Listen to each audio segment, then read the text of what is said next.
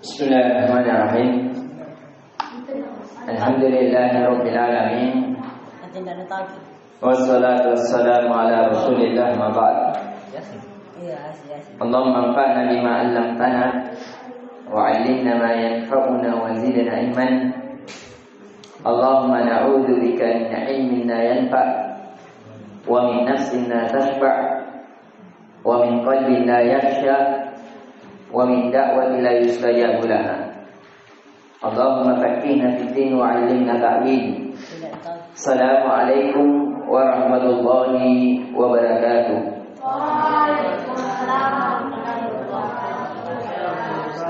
Alhamdulillah, kita kembali memuji dan mengagungkan Allah Subhanahu wa taala yang memberi semangat di dalam jiwa kita untuk ingin mempelajari agama Allah Subhanahu wa taala, yang menakdirkan kepada kita untuk menjadi termasuk dari wakil-wakil Allah di muka bumi.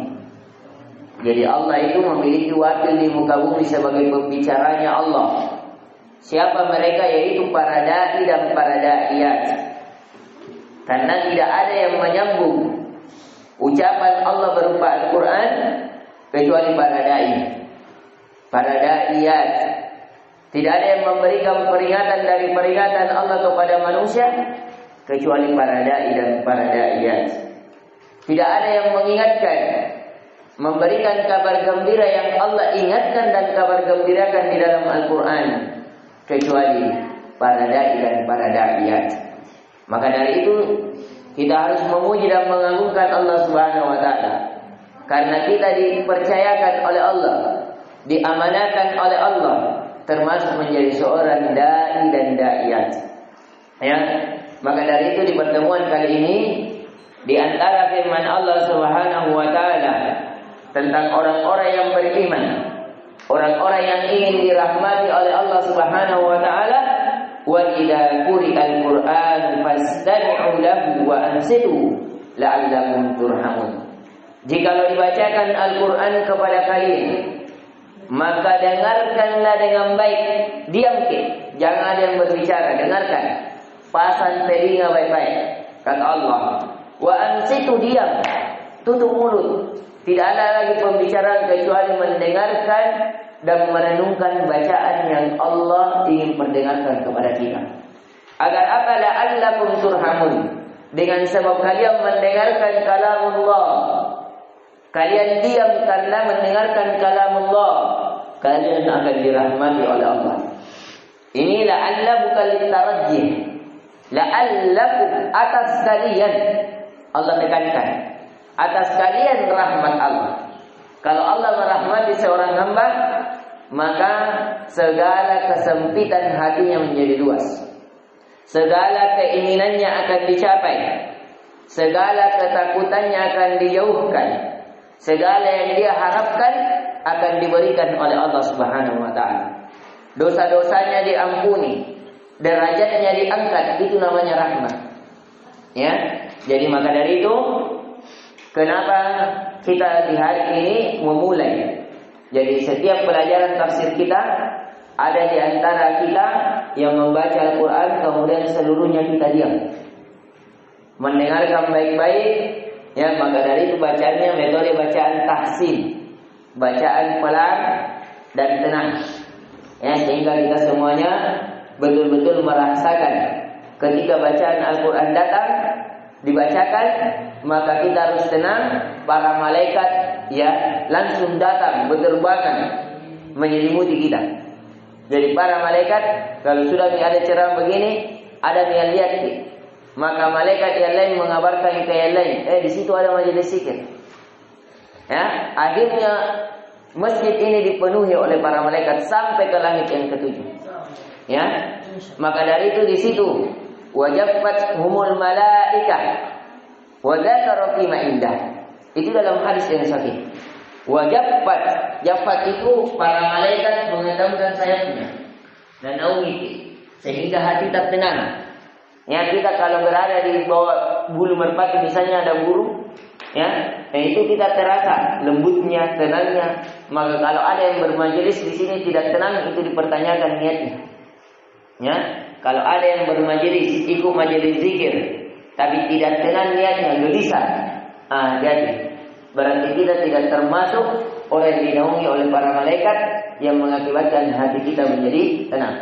Maka dari itu sekarang, ya akhwat, ayo, tidak ada suara, kita akan dibacakan dari tafsir yang akan kita tafsirkan, surat dari tafsir yang akan kita tafsirkan oleh Al-Akh Abdullah Al-Azam hafizallahu ta'ala, fa'alaihi falyatafaddal mashkura wa mahjura. Fadal. Surah Al-Asr. A'udzu billahi minasyaitonir rajim. Bismillahirrahmanirrahim. Wal 'asr innal insana lafi khusr illa alladziina aamanu wa 'amilus shalihati wa tawassaw bil haqq wa tawassaw bis sabr.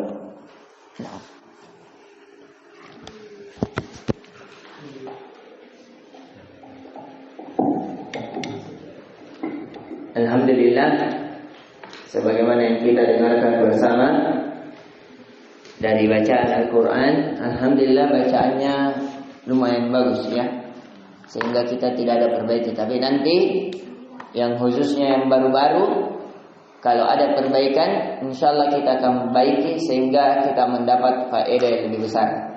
Faedah dalam metode membaca Al-Quran atau biasa dikenal dengan metode tahsinul Quran, perbaikan bacaan Al-Quran. Sekarang kita akan masuk di tafsir ayat. Ditulis semuanya, tafsir surat Al-Asr. Tafsir surat Al-Asr. Tafsir surat Al-Asr. Surah Al-Asr ini, adik-adikku sekalian, termasuk surah yang paling pendek di dalam Al-Quran, yang paling sedikit ayatnya. Dia bersama dengan surat Al-Kautsar. Namun Al-Kautsar ya lebih sedikit jumlah kalimatnya dibanding Al-Asr ini. Walaupun sama, memiliki 3 ayat. Surah Al-Kautsar 3 ayat, surat Al-Asr juga 3 ayat sama. Akan tetapi jumlah bilangan kalimatnya kalau kita perhatikan, surah Al-Asr memiliki 3 paragraf, 3 baris, sedangkan surah Al-Kautsar memiliki hanya 2 baris. Sehingga dia adalah kedua dari surah yang terpendek. Ya, walaupun sebagian cetakan surah Al-Asr juga 2, tapi dia duanya lengkap penuh. Kalau Al-Kautsar dia cuma tidak penuh, di tengah ada sebagian pre. Jadi ada 2, ada 3 dari cetakannya.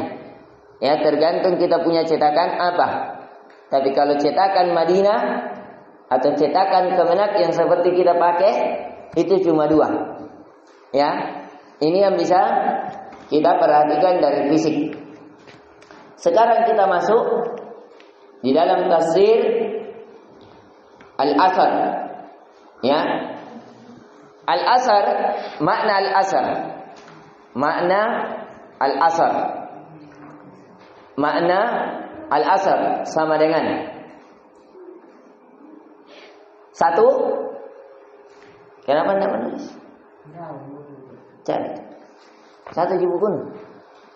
Jual ke baju, beli ke buku. Buat dulu tulisan di kertas lembar. Ya. Buat dulu tulisan. Ayo, jual buku. Ya. Para ulama ada buku paling indah. Nanti kalian beli. Jangan tidak pernah baca buku ini kalau mau semangat belajar. Judul bukunya Gila Baca Para Ulama. Gila Baca Para Ulama. Di kalangan para ulama Bagaimana semangatnya belajar? Bayangkan. Pernah suatu hari dia ingin belajar. Ya, dia pergi ke suatu negeri untuk belajar. Sampai di negeri tersebut ada sebuah buku yang dikarang oleh ulama yang terkenal, yang akhirnya dia mau beli, yang pada saat itu tidak ada memiliki uang untuk dia beli. Akhirnya apa? Dia jual semua barang yang dia bawa, kecuali pakaian yang dia pakai 2 lembar untuk dia pakai untuk berganti. Kemudian dia beli buku itu. Bayangkan, dia jual seluruh apa yang dia miliki. Untuk apa? Bisa membeli buku dari kalangan ulama yang tersohor. Di kalangan ulama yang lain disebutkan dalam buku itu, ada seorang ulama yang ingin belajar hadis, akan tetapi dia harus berpindah ke negeri lain, yang akhirnya dia menjual genteng-genteng rumahnya, dia menjual sen-sen rumahnya, dia menjual baskom-baskom rumahnya, timba-timbanya, guci-gucinya dia jual semuanya. Untuk apa? Untuk bisa pergi belajar kemana? Ke ahli hadis di negeri sebelah. Ya, termasuk saya. Saya waktu mau ke Makassar, saya dinyatakan lulus di Mahat Albir, saya ada di Medan. Saya tidak bisa ke Makassar, ya, saya sudah ditelepon oleh direktur Ustadz Hasan yang sekarang menjadi direktur Mahat Albir. Safar, kalau tidak datang bulan ini namamu dicoret. Ya, bayangkan bulan depan harus saya datang. Padahal uang saya belum ada, baru 200.000. Padahal tiket untuk ke Makassar 2 juta lebih. Sama istri sekitar 5 juta. Tambah barang-barang bawaan, dibayar untuk dimasukkan di bagasi, kurang lebih membutuhkan 10 juta, 8 juta paling sedikit. Yang akhirnya semua saya jual. Semuanya saya jual, bayangkan. Sofa ku jual, kulkas ku jual, lemari ku jual, tempat tidurku ku jual. Tempat tidur pertama malam pengantinku ku jual. Ada tempat tidur dibeli oleh istri saya, spring bed beserta lemarinya 12 juta. Saya jual pada saat itu 8 juta supaya cepat laku. Padahal baru sekitar 3 bulan, belum 1 tahun saya pakai. Jual semuanya supaya apa? Bisa pulang ke Makassar pergi belajar. Tambah di Makassar mau bayar pendaftaran, mau beli buku, buku saja kurang lebih 5 juta. Harus beli buku. Yang akhirnya alhamdulillah terkumpul uang. Bayangkan di mana saya jual, di marketplace. Biar lemari-lemari plastik ku jual semua. Tak 200.000 apa, sampai saya dibilangi sama keluarga. Apa itu saya pernah kerja gila-gila. Ku bawa pakai becak, pokoknya ongkirnya saya juga ambil.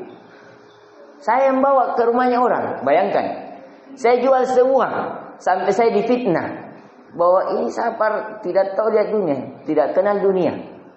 Ya, difitnah oleh keluarga sampai-sampai dikatakan apa? Orang tidak perhatian terhadap dunia. Gila-gila ya. Terlalu ekstrim beragama. Dia tidak kenal para ulama. Ya, bagaimana para ulama ya berkorban untuk ilmu. Tanya istri saya. Istri saya masih hidup. Sekarang saya punya di Medan tinggal kipas yang tergantung. Sama 1 karpet. Selainnya saya sudah jual. Lemari sekitar 4 saya jual. Mobil. Ya, mobil sudah lama nih dijual. Becak saya saja saya mau jual. Ya. Semuanya sudah jual. Bayangkan mesin kelapa beli 8 juta dijual. Meja saya pakai duduk, sofa, semuanya dijual. Bayangkan bakang itu saja, yang kecil-kecil piring-piring ku jual tong. Bayangkan itu, ya. Anu cerek-cerek sampai istri saya saja menangis. Kenapa dijual semua barang-barangku? Kalau tidak mau kau jual barang-barang, tidak ikut kau itu. Ya, itu begitu, bayangkan. Ya, beda. Ya, kalau Khadijah dulu menangis, dia menangis karena masih mau menginfakkan hartanya untuk Rasulullah, tapi tidak ada lagi. Ya, kalau istri kita menangis karena dijual barang-barang. Walaupun saya bilang nanti saya ganti. Ya, nanti diganti. Tapi setelah dia belajar agama, ya baru bersyukur. Ternyata lebih enak di Makassar dibanding di Medan. Kabelum ini rasakan lezatnya menuntut ilmu. Kalau kalian rasakan, maka dari itu kata para ulama, man talabal hadis aflas. Barang siapa yang mengejar hadis, maka dia akan bangkrut. Ya, tapi bangkrutnya pada saat belajar. Pada saat mengajar, Allahu Akbar. Kalian tidak capek-capek lagi kumpulkan uang 100 juta, 200 juta beli tanah, enggak. Orang yang punya tanah cari antum. Iya, kita lulusan pesantren itu kasih di tanah. Ya, antum tidak capek-capek membangun. Orang yang banyak uangnya cari antum. Iya, ustaz ini mau membangun pesantren. Ahli itu.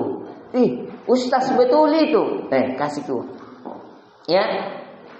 Mau kau beli motor, ada yang belikan kau motor. Balas kau rumah ustaz, tidak ada motornya. Masa motor Japoro belikan motor.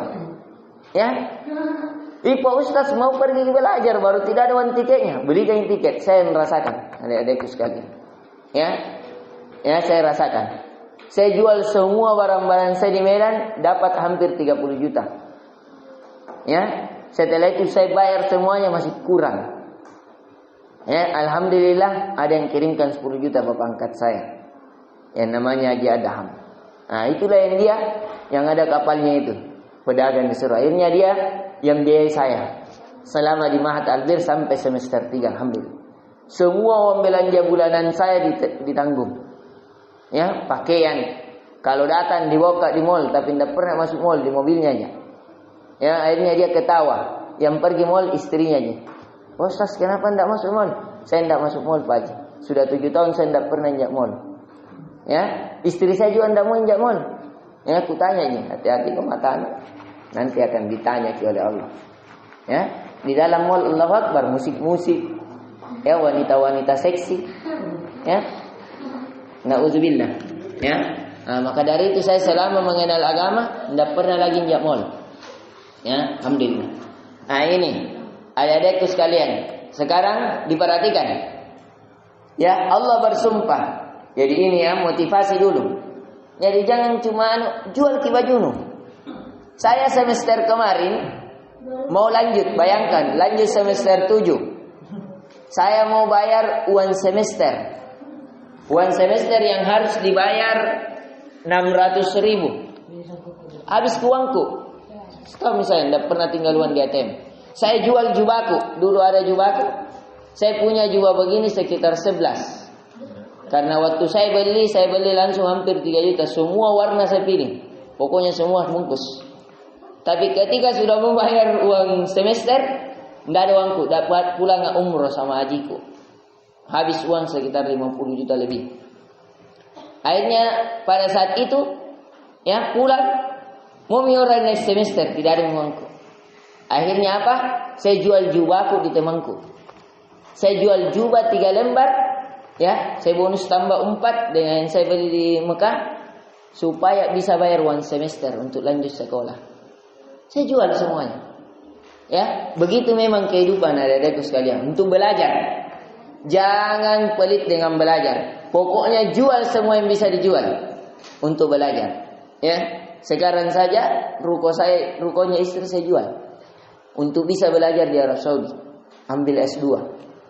Ya, pergi dulu ke Yaman untuk perkuat bahasa 1 tahun, baru lanjut lagi di Saudi ambil S2 untuk menjadi hakim. Ya, karena di Saudi itu tidak bisa orang menjadi hakim kecuali lulusan situ. Di Riyadh, di kota Arab Saudi yang nama sekolahnya ya Ibnu Su'ud. Nah, di sini ini tidak menjadi hakim orang-orang di sekitar Arab Saudi kecuali lulusan sini. Di sana kuliahnya seperti kita dalam kehakiman. Nah, itu saya. Karena memang saya sarjana hukum, harus untuk master hukum, sampai doktor hukum, profesor hukum. Ya, sebentar dia yang dihukum. Nauzubillah min dzalik. Nah, semoga tidak demikian. Ya, semoga tidak demikian. Nah, ini adik-adikku sekalian. Jadi ya, sebagai motivasi awal berkorban untuk belajar, menolong agama Allah. Dan yakin Allah akan tolong. Allah cuma mau kita uji. Ya, Allah cuma mau menguji kita apakah kita betul-betul ingin berkorban untuk Allah sehingga Allah berikan yang terbaik untuk kita atau tidak. Kata Allah, "In tanzurullah yansurukum wa yutsabbit aqdamakum. Kalau kalian menolong agama Allah, Allah akan menolong kalian dan mengokohkan kedudukan kalian. Allah janji itu. Ya, Allah janji akan memberikan fasilitas kepada kita. Semua guru-guru saya waktu belajar miskin. Tapi sekarang semua guru-guru saya, Allahu Akbar, ya, punya supir pribadi, punya mobil pribadi, ya, punya pesantren, punya orang banyak sekali, pekerja ratusan. Kenapa? Karena dia dulu sudah menanam, sekarang waktunya menemani. Kalian juga, waktu belajar adalah waktu menanam. Tapi kalian kalau sudah jadi guru, sudah profesor, dokter, Allahu Akbar, ya, kalian sudah memanen.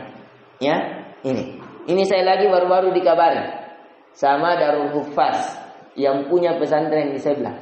Di sana insyaallah mungkin di waktu libur di sini Jumat, hari Sabtu, Ahad sama Senin saya mengajar di sana. Kebetulan yang punya adik kelas saya yang di sebelah sini, yang Darul Hufaz yang kita lewati, yang kemarin sempat menikah dengan adiknya dengan teman saya. Nah, itu di situ juga puluhan orang. Tapi di situ masih pulang-pulang, yang tinggal masih sedikit. Kecilnya juga, masjidnya juga lebih kecil dari yang sedikit, kurang lebih. Ya, nanti kita kalau memang kita jalan-jalan ke pondok pesantren sana, insyaallah. Ya, dilihat supaya ada pertandingan tahfiz, ya, dengan di sana insyaallah. Nah, ini ya yang adik-adikku sekalian, motivasi awal. Motivasi untuk berkorban, untuk belajar. Sekarang, ayo hadir. Makna al-asr. 1, huwa dahar, sana, tahun.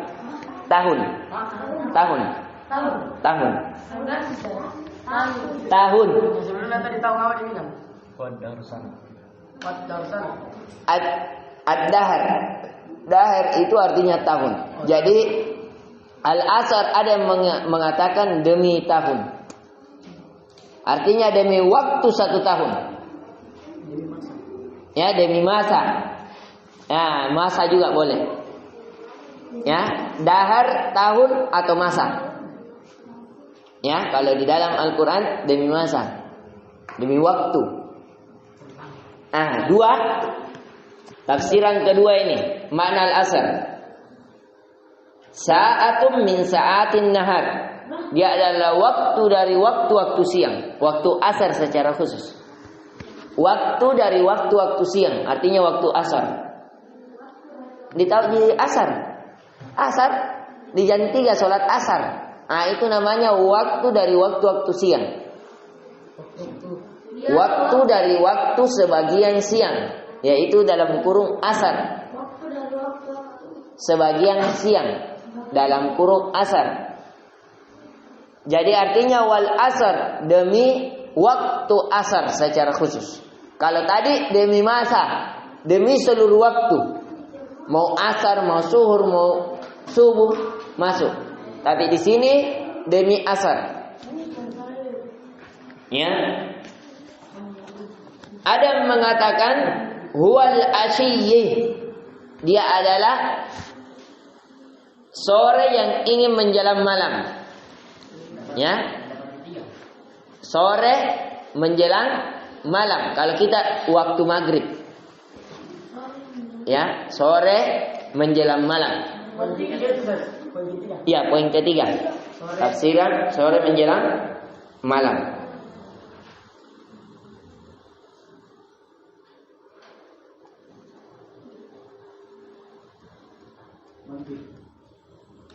Ya. Yang seluruhnya masuk. Bagaimana cara mengkompromikan banyak pendapat? 1. Kalau kita berpendapat bahwasanya demi masa, sekarang saya tanya, apakah waktu asar masuk di dalam masa atau bukan? Masuk. Ada yang berpendapat sore menjelang malam, waktu maghrib. Apakah sore menjelang malam masuk waktu masa atau bukan? Masuk. Ada yang mengatakan bahwa dia waktu asar secara khusus. Sekarang, waktu asar secara khusus masuk dalam masa bukan? Masuk. Berarti demi masa artinya demi waktu, seluruh waktu. Itu tafsirnya yang amannya. Jadi semua masuk. Dan ini juga yang dipilih oleh Ibnu Jarir At-Tabari rahimahullahu taala yang mengatakan wal asri ismu lid-dahri, nama dari masa, wa huwal ashi wal laili wan nahari, dia adalah waktu sore menjelang malam, bahkan malam, bahkan siang. Walam yukhassisu mimma syamalahu hadzal isma, dan dia tidak mengkhususkan dari nama-nama yang terkumpul dari nama ini makna duna makna yang satu tanpa menafikan makna yang lain. Fa kullu ma lazimahu hadzal isma, segala sesuatu yang melazimkan nama-nama ini, fadakhilun, semuanya masuk. Fima aqsama bihi jalla thana'uhu, dari apa yang Allah bersumpah dengannya dengan penuh kemuliaannya. Ya. Nah, di bawahnya faedah. Faedah sumpah Allah kepada makhluk. Ya, di sini faedah bisanya, bolehnya bersumpah. Ya. Faedah itu tanda panah, tanda apa yang jelas, tanda penting. Faedah bolehnya Allah bersumpah terhadap makhluknya. Faedah bersumpah atau sumpah. Sumpah boleh. Faedah sumpah Allah terhadap makhluknya atau kepada makhluknya. Faedah bolehnya bersumpah Allah bersumpah terhadap makhluknya. Faedah bolehnya Allah bersumpah terhadap makhluknya. Yang diharamkan atas makhluknya. Dilanjut, yang diharamkan atas makhluknya. Nah, begini pemahamannya. Sekarang Allah bersumpah demi masa. Di sini Al-Quran yang mengatakan boleh Allah bersumpah demi masa. Kalau saya mengatakan demi waktu, saya tidak mau lagi kasih sedekah fatir, boleh tidak? Tidak boleh, kesyirikan. Ya, maka dari itu kata Nabi, barang siapa yang ingin bersumpah, hendaknya ia bersumpah karena Allah. Kalau dia tidak mampu, maka diam. Jadi boleh seseorang bersumpah hanya kepada Allah. Tapi kalau Allah, tidak mengapa dia bersumpah atas nama makhluknya. Kenapa? Karena dia memiliki segalanya. Ya, maka dari itu di dalam Al-Quran banyak. Wal asar, wasyams, wad duha, wal fajr, wal lail. Ya, apa lagi? Wal adiyat. Itu semuanya sumpah-sumpah Allah. Wal lail dan selainnya. Jadi di sini menunjukkan Allah boleh bersumpah atas nama makhluk. Ya. Tapi kalau makhluk bersumpah dengan nama makhluk, misalnya demi pohon bambu. Ya, saya tidak mau kasih energi kupatin karena pakanak-kanak. Ya, itu dosa. Termasuk dosa besar. Ya, dosa yang paling besar adalah dosa syirik yang mengeluarkan seseorang dari agama Allah. Yang kedua dosa syirik tapi tidak mengeluarkan dari agama Allah. Syirik kecil namanya. Ini bersumpah atas nama selain Allah, itu syirik kecil. Ya, yang itu tidak boleh dilakukan, diucapkan. Ya. Ya, misalnya kita ya dan selainnya lagi. Ini ya. Ini pelajaran pertama di surah Al-Asr. Kenapa Allah bersumpah sekarang? Ya, diperhatikan. Ayo Fatir, Bilal, perhatikan. Sekarang, kalau ada yang berucap bahwa ucapannya bersumpah dalam keadaan hal penting atau hal biasa? Hal penting. Pasti itu perkara yang dahsyat. Karena kalau bicara biasa, itu bukan perkara yang dahsyat. Tapi kalau dia sampai-sampai bersumpah, berarti harus kita perhatikan. Ya, harus disimak. Harus diambil pelajaran di dalamnya. Apalagi yang bersumpah Allah Subhanahu wa taala. Saya bersumpah, ya. Wallahi misalnya ya, karena tidak boleh orang bersumpah kecuali dia penuhi. Ya, saya tidak akan melakukan A dan A. Ya, siapa yang melakukan A dan A dapat ini. Itu harus dipenuhi. Siapa yang bersumpah baru dia tidak penuhi sumpahnya, maka dia wajib memberi 10 orang miskin makanan yang dia makan. Anugerah, ayo diperhatikan. Berarti ini perkara yang penting. Allah bersumpah. Apa sumpah Allah? Perhatikan di ayat kedua. Ayo dilihat Al-Qur'annya semuanya. Sumpahnya Allah, inna. Ini penekanan bukan? Penekanan. Sudah ada 2 penekanan.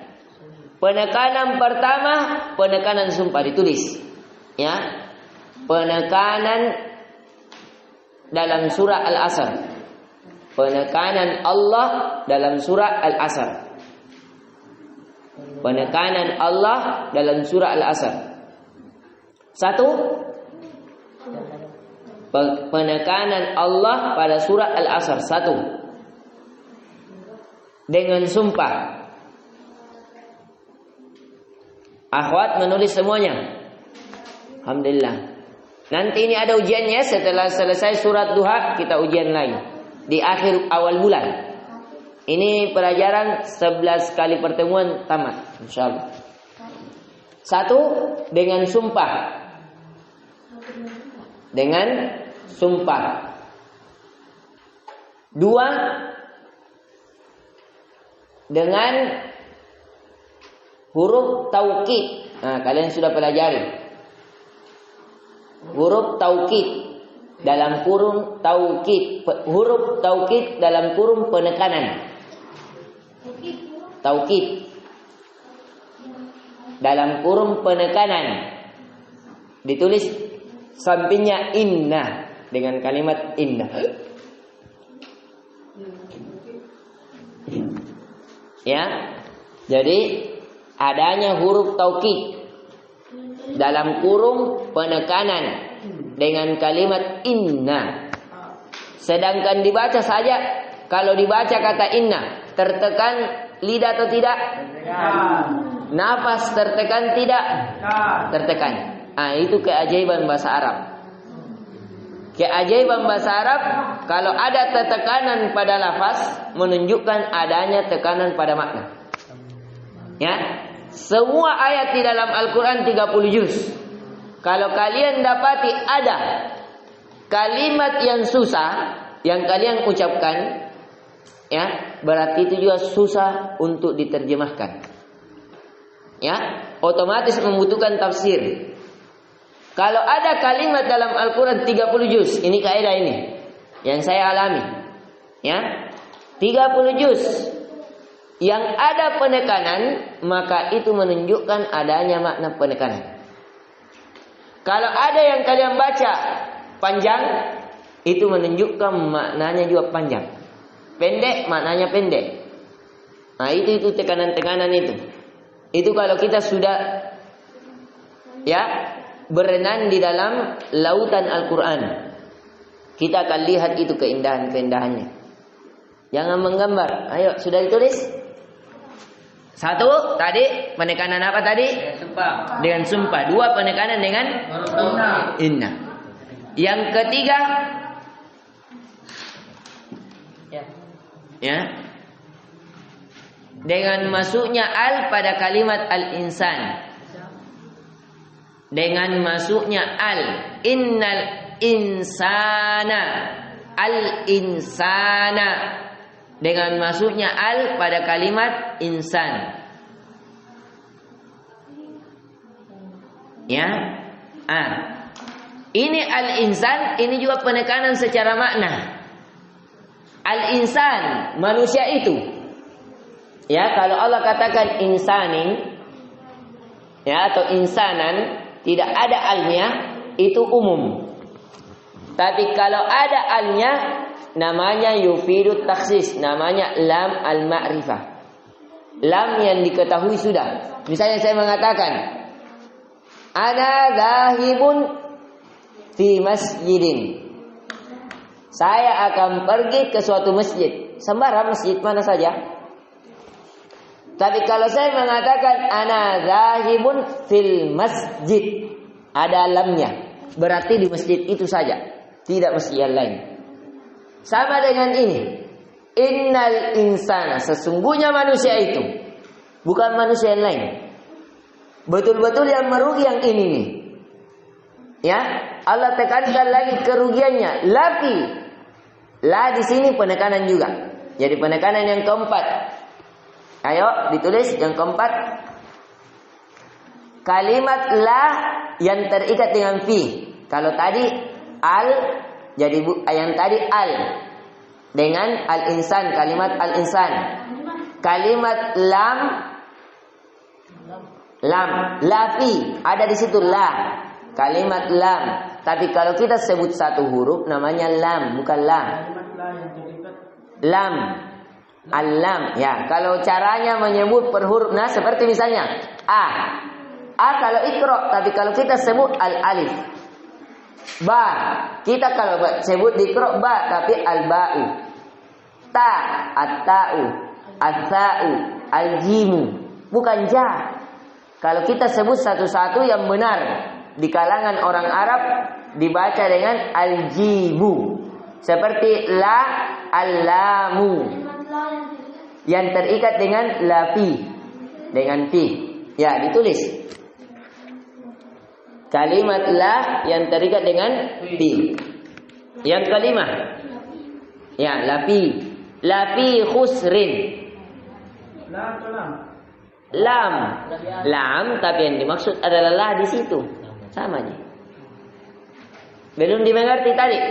Kalau ada kalimat huruf hijaiyah yang kita sebut, maka cara penyebutannya kembali ke cara penyebutan orang Arab. Misalnya a, cara bacanya orang Arab apa? Alif. Alif. Kalau ba, apa bacanya orang Arab? Al-ba'u. Ini kalau angka-angka Romawi kayak kita. Ya. At-ta'u, az-za'u, al-jimu. Jadi bukan ja. Al-jimu. Al-lamu, ad-da'u, az-zalu. Ya. Zai. Nah, kita kalau biasa mengaji kampung ada juga. Ya. Ya, begitu. Nah, itu juga orang Arab begitu. Jelas sampai sini? Penekanan yang kelima. Yang kelima kalimat fi. Kalimat fi. Fi. La fi. Fi itu artinya di dalam. Fi saja. Jadi perhatikan ada berapa penekanan sumpah di sini? Fatir. Fatir. Ayo. Tidak bisa begadang Fatir. Nanti kalau acara ki rumah kau petina kasih tidur dulu. Suruh minum susu dulu baru tidur. Perhatikan. Allah menekankan pada surah Al-Asr 5 tekanan. Akhwat sudah ditulis? 1. Tekanan apa? Tekanan sumpah. 2. Dengan tekanan nunut taukid namanya. Ya, harfut taukid yaitu kalimat in. Yang ketiga, masuknya al pada kalimat al-insan. Jadi betul, ya. Saya bersumpah kata Allah. Betul-betul manusia itu berada di dalam kerugian. Bayangkan ini sumpahnya Allah. Ya, la-nya ini betul-betul ini yang berada dalam kerugian. Ya, nah ini penekanannya Allah. Kenapa dia jadi di sini kita mengambil faedah bahwa asal manusia berada di atas kerugian seluruhnya. Jadi ditulis faedah tafsir. Ayo dibawanya tanda bintang saja. Faedah tafsir. Ya, faedah tafsir. Bahwa asal manusia diciptakan, asal manusia diciptakan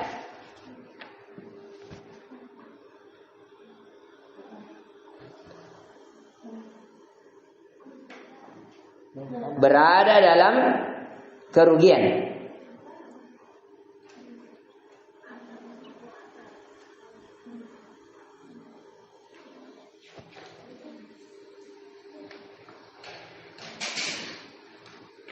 Ya.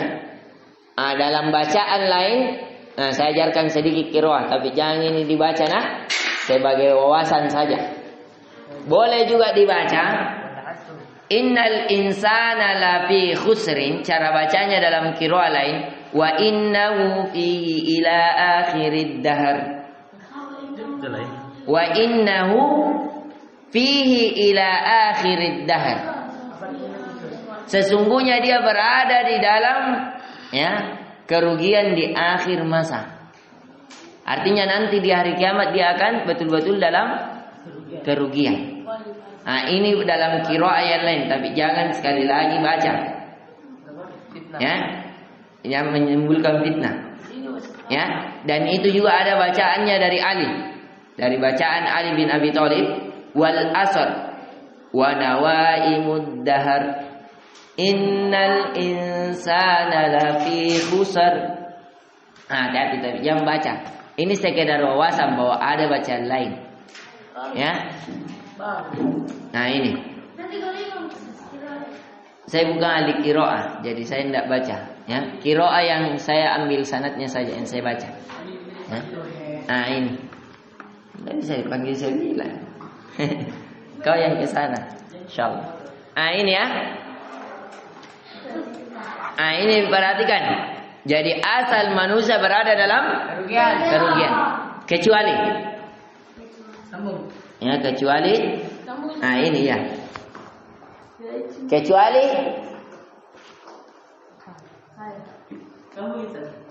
yang memiliki 4 karakter. 4 karakter. Dibawa sama dengan atau titik 2? 1 yang memiliki keimanan.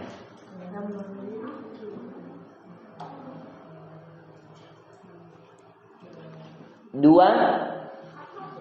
yang memiliki keimanan. Jadi orang kafir itu berada dalam kerugian betul. Walaupun kaya, walaupun 1000 Ferrarinya, 1 juta istrinya, tidak ada. Tetap dalam kerugian. Karena orang paling terkaya, saya baca terkaya di dunia ini. Bayangkan Ferrari lebih dari 1000, sedikit saja. 2 rakaat di sebelum subuh itu kubalaskan kalam. Baru 1000. 2 rakaat sebelum dia tinggalkan 2 rakaat sebelum subuh. Sedangkan saya hartaku sebelum subuh lebih baik daripada dunia beserta isinya. Dia masuk tong. Dia mempunyai Ferrari masuk tong dalam dunia. Ini. Diperhatikan. 1 yang memiliki keimanan. Yang kedua yang beramal soleh. Jadi kalau hari-hari main bola tidak ada amal soleh, rugi kau. Taunya olahraga. Ada juga orang begitu. Pokoknya naik gunung habis waktunya di gunung. Ada teman begitu. Sudah naik gunung Bokarai, naik lagi gunung Latimojong, pokoknya semua gunung mau naiki. Baru dia lari, bayangkan teman-teman begitu sekarang. Pokoknya semua gunung dia mau taklukan. Gunung kudaki, lautan ku seberangi, masjid ku lewati. Ini karena kebodohan. Na'udzubillah. Hati-hati. Walaupun kita memiliki karir yang banyak, profesor, doktor, S sampai dingin, tidak ada. Kalau tidak beramal soleh, berada dalam kerugian. Yang ketiga, profesor, doktor, S.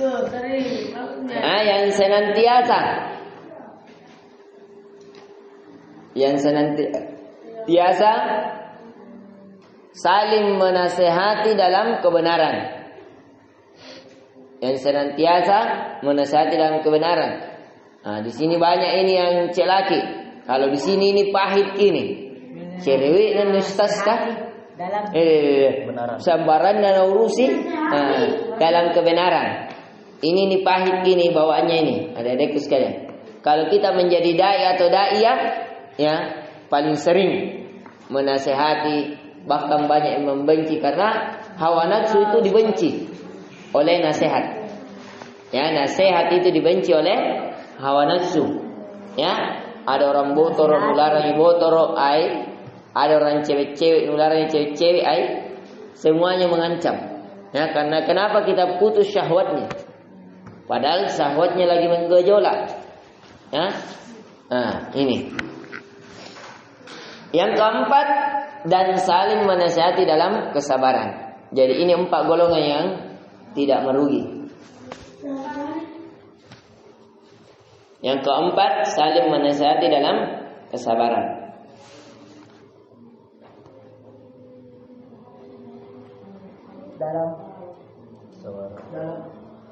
Dalam kesabaran. Ya, melakukan amal soleh itu, ya, amal soleh tadi luas maknanya ya. Nah, melakukan amal soleh adalah melakukan kewajib apa yang diperintah dan menjauhi larangan. Apa yang dicintai dan menjauhkan dari apa yang dibenci. Itu yang dimaksud dengan amal soleh.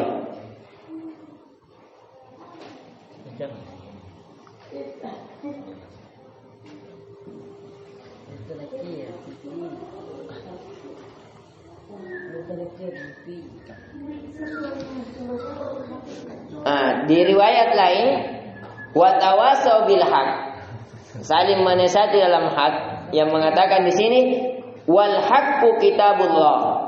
Al haq adalah kitabullah. Ya, artinya saling menasihati dengan Al-Qur'an.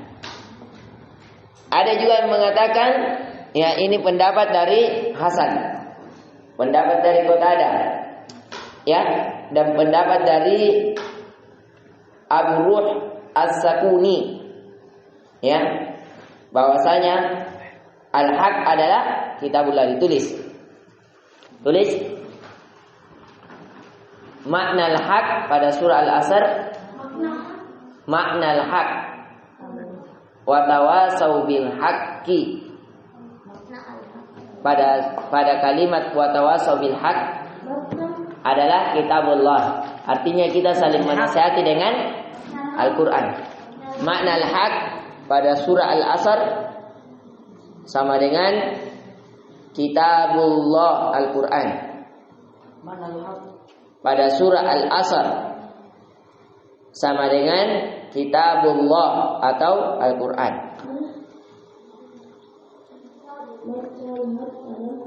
Jadi di situ dikatakan watawasau bil haqqi, artinya watawasau saling menasihati dengan Al-Quran.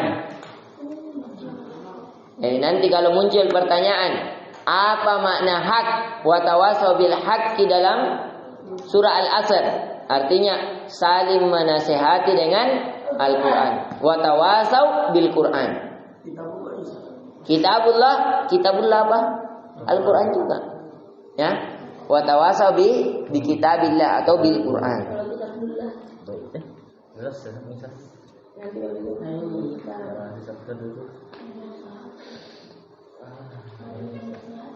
Nah ini. Kemudian ucapan Imam Syafi'i.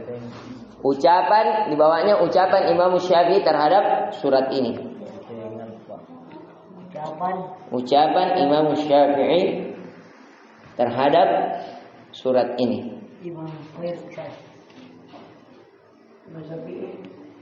Terhadap surah Al-Asr.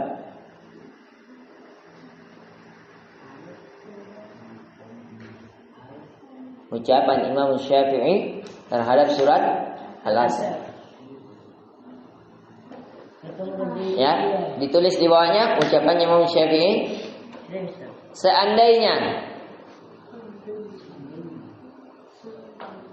Seandainya Allah tidak menurunkan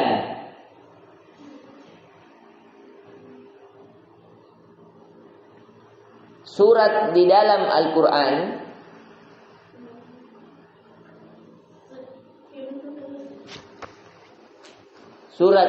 Al-Quran kecuali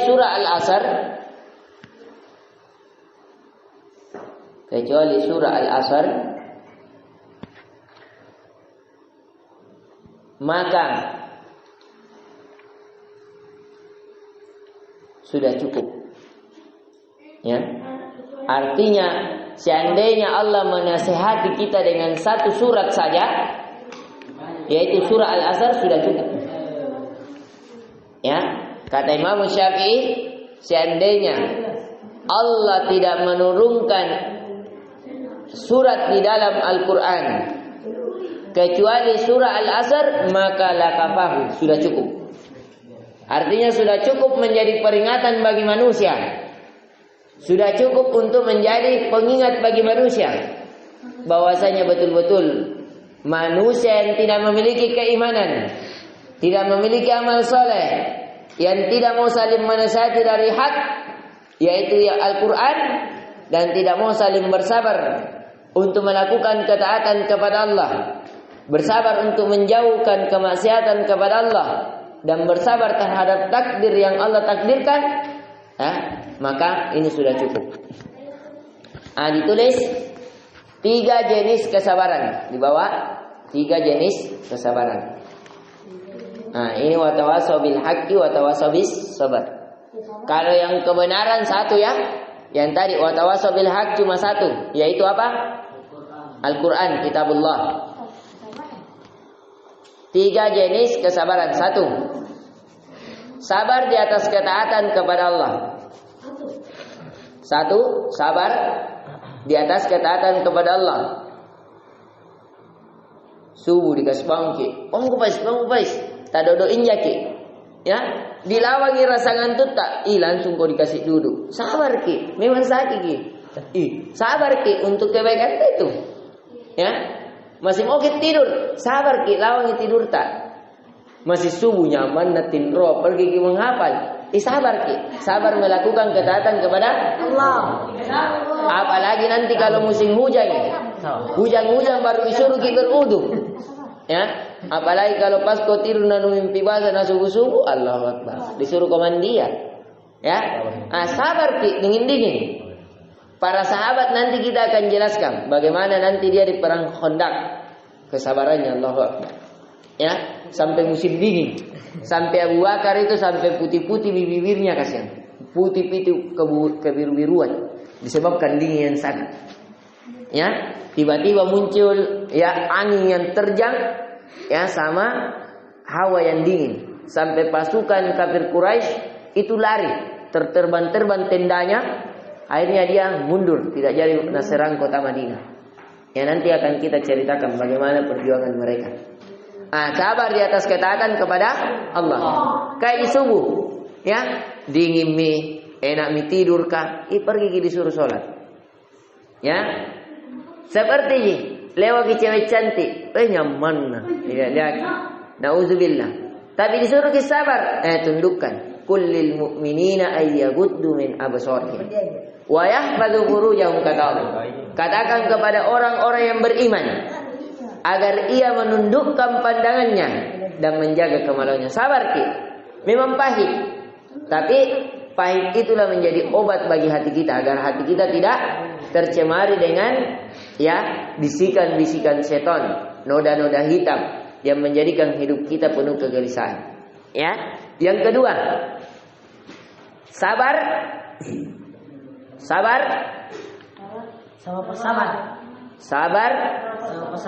dalam menahan diri, sabar dalam menahan diri dari kemaksiatan kepada Allah. Coba lihat Nabi Yusuf alaihissalam, ya. Coba lihat Nabi Ibrahim alaihissalam. Coba lihat ya dan Nabi Muhammad sallallahu alaihi wasallam. Sabar dalam menahan diri untuk tidak melakukan kemaksiatan kepada Allah. Ya. Yang ketiga. Tiga. Sabar